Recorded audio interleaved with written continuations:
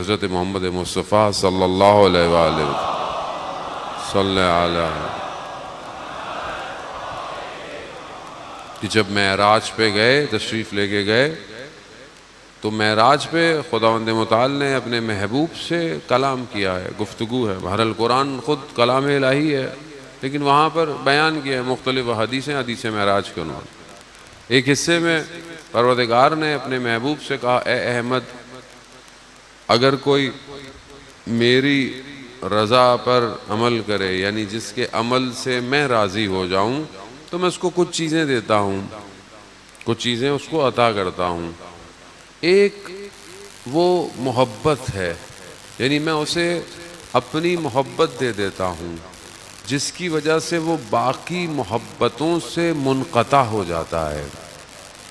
یعنی جس کے پاس خدا کی محبت مل جائے، وہ باقی محبتیں اس کے لیے کوئی معنی نہیں رکھتی۔ لیکن کیا یہ محبت مجھے خود غرض بناتی ہے، یا پھر مجھے معاشرے کے لیے ایک فرد بناتی ہے؟ فرق ہے۔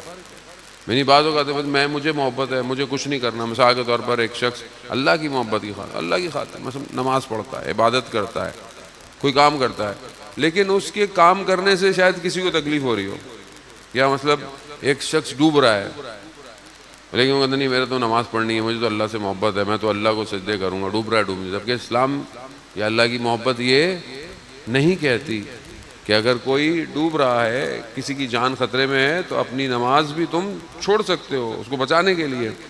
تو یہاں فرق ہے۔ الہی محبت جب تک اس کے وجود میں صحیح طرح آئے گی تب، اور خدا کی محبت ایسی نہیں ہے کہ مثلا دنیا کی محبت کی طرح۔ میں بعض اوقات دنیا کی کسی محبت میں گرفتار ہوں، کسی چیز کی محبت میں، کسی فرد کی محبت میں، تو ہو سکتا ہے میں باقی چیزوں سے غافل ہو جاؤں۔ یعنی بس مجھے تو یہ چیز حاصل کرنی ہے، مجھے تو یہ چیز چاہیے۔ اب اس چاہنے کے لیے چاہے کسی کا نقصان کروں، چاہے کسی کا حق ماروں، چاہے کسی کو تکلیف دوں، مجھے اس سے کوئی غرض نہیں ہے۔ مجھے اپنی محبت حاصل کرنی، مجھے اپنی چاہت حاصل کرنی ہے۔ اب یہ فرق ہے دنیا کی محبت میں، دنیا کی چاہت میں، اور خدا کی چاہت، کہ جو خدا کی محبت کے لیے آگے بڑھتا ہے وہ ہو ہی نہیں سکتا کہ جو خالق کو راضی کرے اور مخلوق کو ناراض کر دے، پاسبل نہیں ہے۔ اب اسی لیے فرق ہے کہ کیا ہم عشق الہی میں اپنے آپ کو وارد کرنا چاہتے ہیں کہ نہیں چاہتے۔ یہی وہ واحد چیز ہے کہ جو معاشرے کو بھی صحیح کر سکتی ہے۔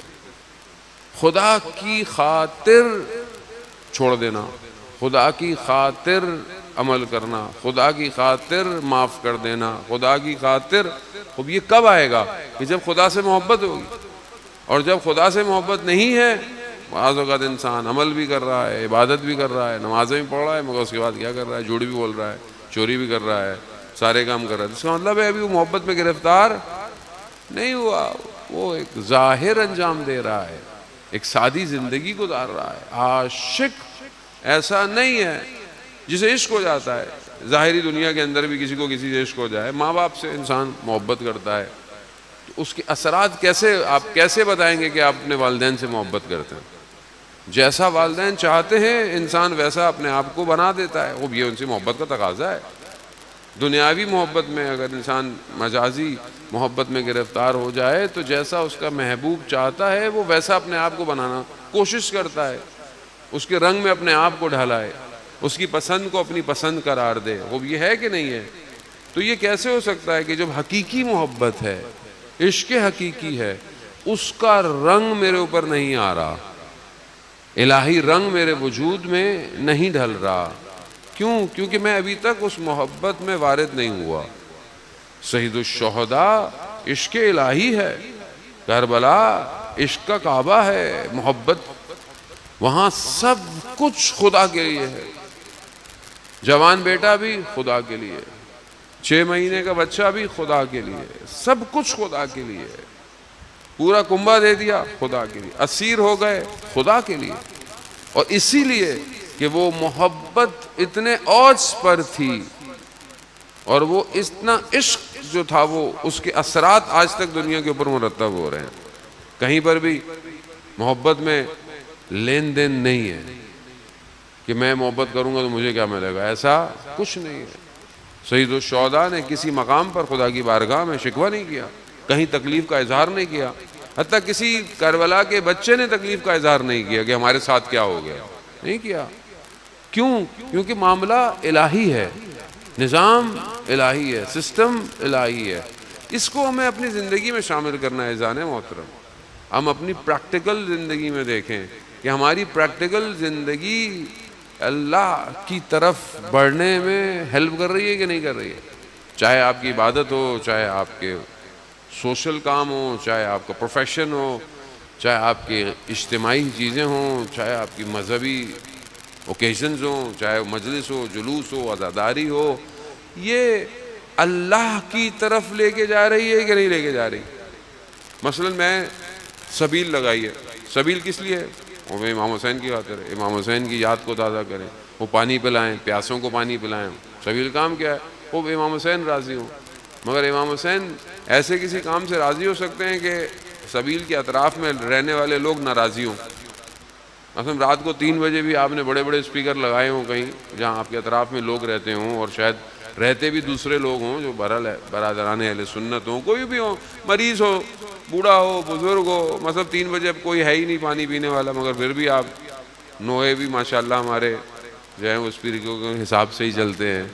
تو آپ کوشش تو کر رہے ہیں کہ میں اچھا کام کروں، امام حسین کو راضی کروں، امام حسین کو، لیکن کیا امام حسین راضی ہوں گے کہ اگر کوئی اور شخص ناراضی ہو؟